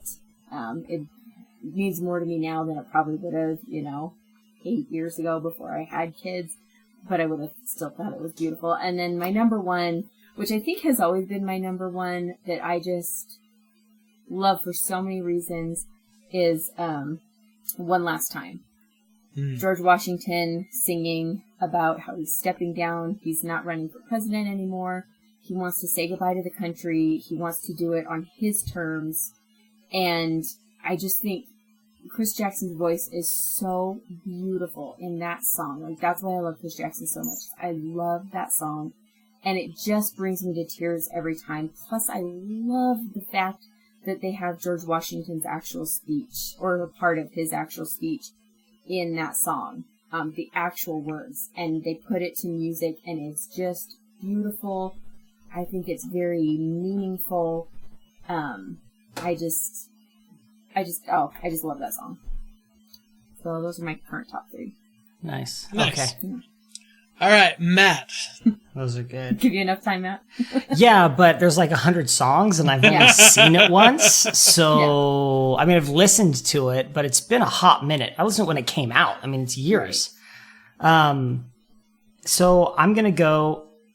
This one's controversial because I actually looked up a list and this was at the bottom, but I like this song. Aaron Burr, Sir. I just like it. I just like that part, I think. That's great. Every back and forth, the Sir or the way, however they do that, I love it. That one, and then Satisfied, like Britta said, I really, really like that song. And then my number one is Easy. I've been singing it wrong for days since we watched it. That's what I do. But of course it's You'll Be Back. I love that song so much. It's so catchy. That's why I gravitate towards it. But yeah, those are my top 3. But that's just the other 2 are maybe, but You'll Be Back for sure, far and away, not even close. All right. I love that. I mean, I probably would put "You'll Be Back" in my top 3 as well, Matt. But since you picked it, I'll probably wait. And we'll go to Jessie though. Jessie, what were your 3? Just keep in mind that I have only heard most of these songs once, and so I don't remember. That's okay. A lot of them or what they're called. That's perfect. The ones that are in my head, like the catchy ones, is what I remember right now. But I know there's other ones I loved, but I don't remember what they were, so I'd have to listen to it again. So, I mean, My Shot. I mean, I sing that all the time. It gets in your head. That's a good one. It's a great song. Yeah, You'll Be Back. You Also, be back because Matt's walking around the house singing it for days. before. Can we just stop and sing that song for a minute? I'll get it wrong, and you will go, "Wow, you are a simple man, Matt." And then, I don't know, for the third one, it is hard because I can't remember. There were some songs I really loved that I don't remember what they were. But I know I also loved Satisfied and that song, The Room Where It Happens. Yes. Or the room, that song. I really like that song and it gets in my head all the time and I like that one a lot. That's a good one too. Yep. Nice. See, the problem is, like, all of it's good. So it's hard coming up with like a top 3, and all 3 of you have picked like songs that I'm like, yep. Those are my 3, and so like I'm gonna try to pick some other ones. Although I will say, My Shot is an amazing song that kind of really encapsulates the whole idea of what the musical is about, and so I think it's a perfect song. But I won't pick that because Jessie picked it, and rightfully so. And rightfully so.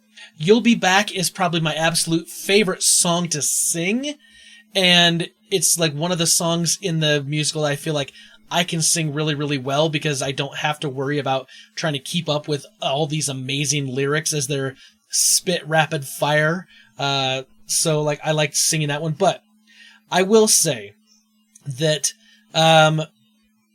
Guns and Ships is one of my favorite songs because it's literally this like moment where it's the kind of the turning of the tide in the story of the Revolutionary War, but it's Burr and Lafayette and Washington, and it's all kind of them realizing like they need Hamilton, they need Alexander Hamilton, and it's also this point where like Lafayette in the beginning, when he's like singing My Shot, he's stumbling over his words. He's not very good at English. And by the time he comes back to Guns and Ships, like, boom, he is knocking it out of the park. And you can tell like he's like drastically improved his language skills. I love that song. It's great.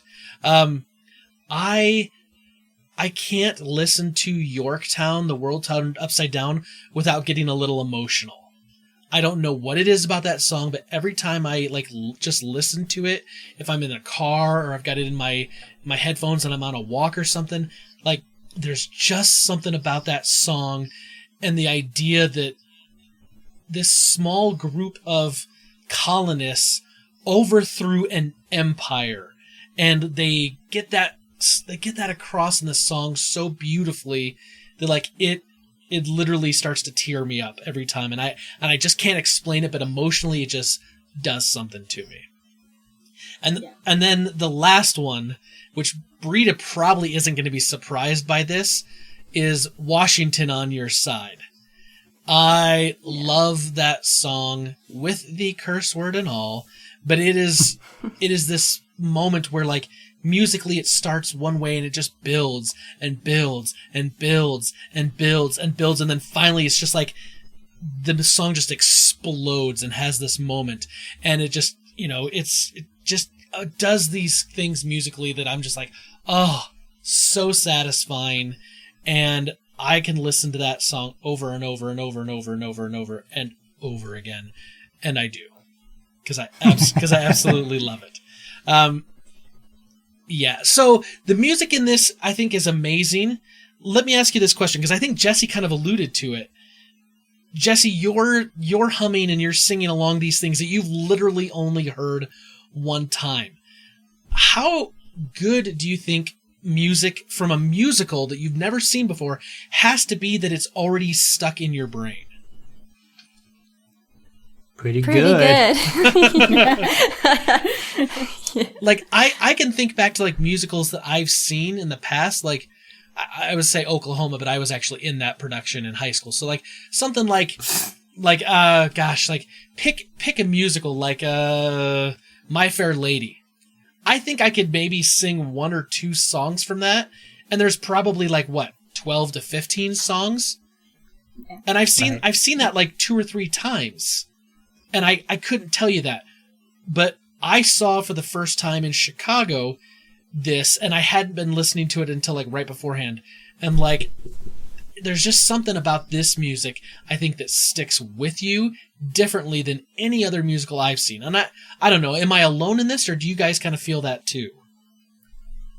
I agree. I mean, like, I feel like this, because it's more like listening to an album versus like a musical, you know? So like, I feel like because you have all these different genres of music mixed together, it's not just like, you know, like seeing, you know, like you said, like one, you know, like Oklahoma or, you know, something like that, or Phantom of the Opera, where all the music is very similar in style. I mean, I was thinking today, I was like, oh, it's just like these little like earworms, right? Like, you get these songs in your head, I get these pieces of these songs in my head.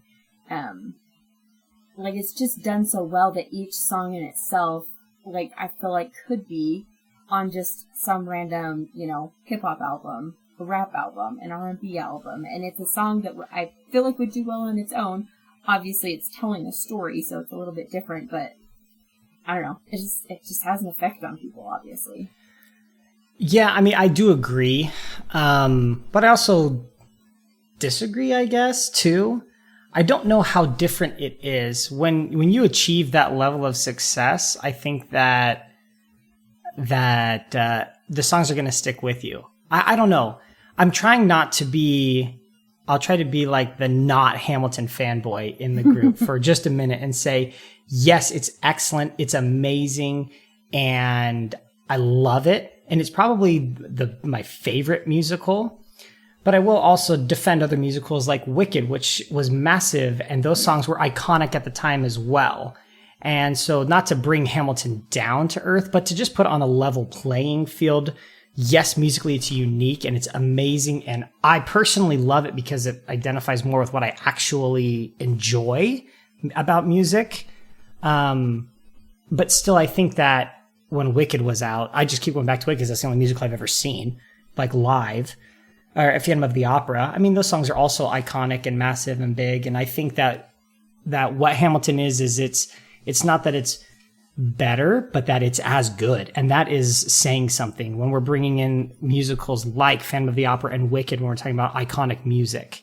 That's pretty amazing. And so I just think that's what I'll say about kind of leveling Hamilton with those, and that's a good thing. That's not a knock. That's an impressive feat.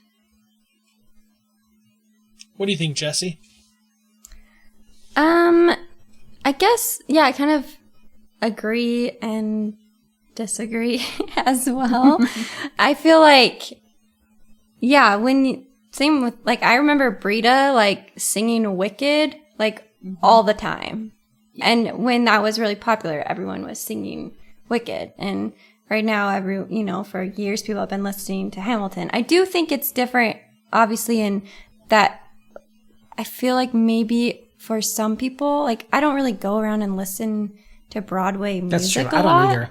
but I would listen to Hamilton. Yeah, some people would. Like, Britta listens to Broadway music. But, like, for someone who doesn't, I feel like this musical would be something that you would go back and listen to, because it's not traditional Broadway music. Yeah. It's music that is more like something that I would normally enjoy. Mm-hmm. And so in that way, yes, I think it does stick probably with more people than a traditional Broadway show. See, it's interesting, Jessie, because what you were saying, like, I was in musicals in high school, and I don't listen to, musical Broadway cast recordings normally. But this, to me, is different. I mean, yes, it's a musical. Yes, it's from Broadway, but for me, it's like this amazing hip hop album that also is a history lesson. And I think I listened to this every day for like 4 months, and I just couldn't get enough of it back in like 2017.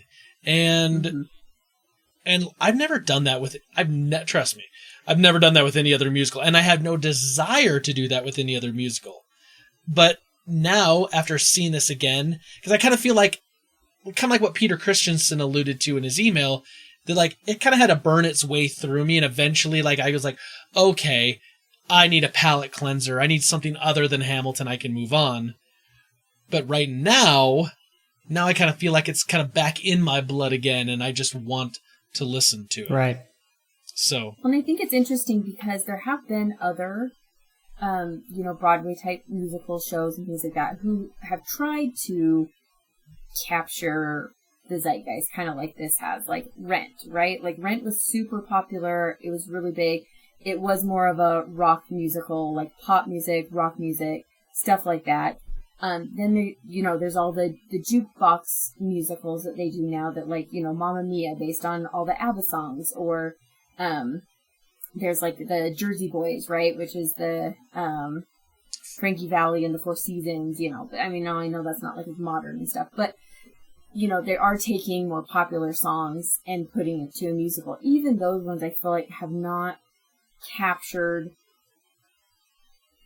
the amount of people as Hamilton has. It hasn't interested as many people from all over, it's just in a different way. Like, this is just weirdly a phenomenon that no one else has been able to capture in the exact same way. Yes, there have been huge things, like Wicked, obviously. Like, I love that.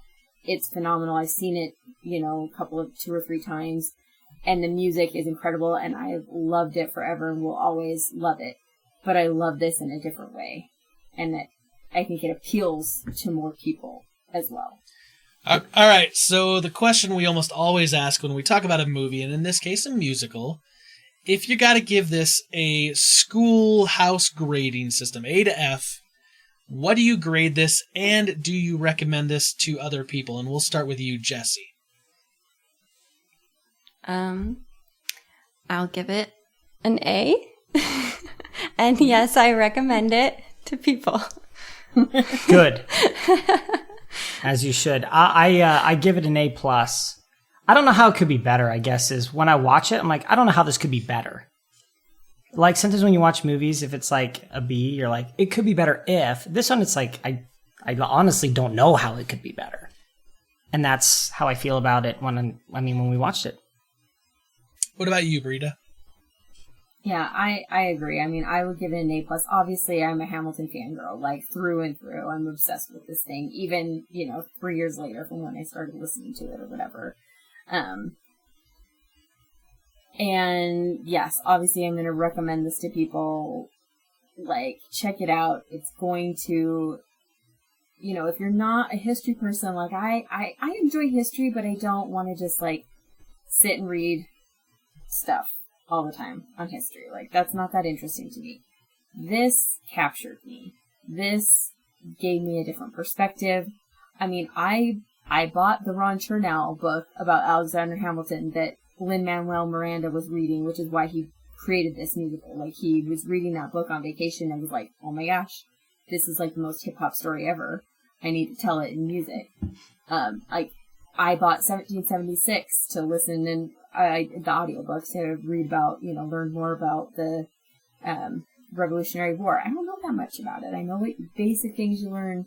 So it inspired me to actually learn more history, to explore more of that. And so, yes, I am a fangirl, and I definitely would recommend it. And I would recommend people like listening to it or watching it over and over, because it's going to change you over time. Like, you're going to like different things. You're going to go to appreciate different things more. Just let it take over your life for a while. Nice. So I would say that as someone who is a self-professed history buff, because I love this area of American history, the American Revolution, I love the fact that it's this amazing story of a founding father. It is told musically in an amazing, current way that's going to bring in lots of people and accessible to a lot of people. It's acted beautifully. It's sung magnificently. Hamilton, for me, is an A+. I will recommend it to people. I think Matt put it right. What could it do better? And I can't think of anything that it could do better. I can't think of anything that it's missing or lacking or left wanting. And so therefore, I have to give it an A+. I will recommend it to everyone. The beautiful thing is that this wasn't going to be released till late 2021. Disney paid $75 million. They got it this year in 2020 during this, COVID-19 worldwide pandemic. And it gives people something to watch. And with it being on Disney Plus, there's so many more people that are now going to get exposed to this that didn't get exposed to it when it was on the stage somewhere. And I think that's a beautiful, beautiful thing. And I'm glad that they worked it out and they could figure it out. And Disney wanted to bring it to the world and was willing to pay for it. So definitely it's worth watching. And I will say that it's something I would encourage you to watch with your children, with your family, but definitely know what you're going in for and be informed with a few of the things we did talk about with some of the edits and some of the fact that there's some more adult themes in here. I mean, it talks about the American Revolutionary War, but it also talks about Alexander Hamilton and some of his failings and his faults, including things like adultery, including the fact that he gets killed at the end of this by Aaron Burr in a duel, which is still we didn't even talk about this because that's the history side of it, but it's crazy to me that a sitting vice president killed the first secretary of the Treasury, and that was even a thing. But if it wasn't, we wouldn't have had Hamilton the musical, and we wouldn't have had it on Disney Plus. So go see it. Super Friends, the question of the week is for those of you that have seen it on Disney Plus, or those that you've seen it on the theater, or those of you that have just listened to the recording, what is your top 3 favorite songs? We're going to make it hard. What are your top 3 favorite songs? Hit us up at all the normal places, and we will read those answers next week. I'm super excited to hear, Super Friends, what you have to say, because I don't think there's a single wrong answer in any song that's in this musical. So, Britta, Jessie, thank you for joining us. This was a lot of fun. I'm glad we were able to do this. Yeah. Thanks for having us. Yes, thanks. I could talk nonstop about this, apparently. Yes, you can. Nonstop. Matt, once again, always a pleasure to be in the Fortress of Nerditude with you. Always. Yes. And I will catch you again next week with all of the Super Friends, and we'll get to this question of the week and all the other shenanigans we will be up to. So, from all of us here at the Fortress of Nerditude to all of you out there, wherever you may be, may the Force be with you. Always.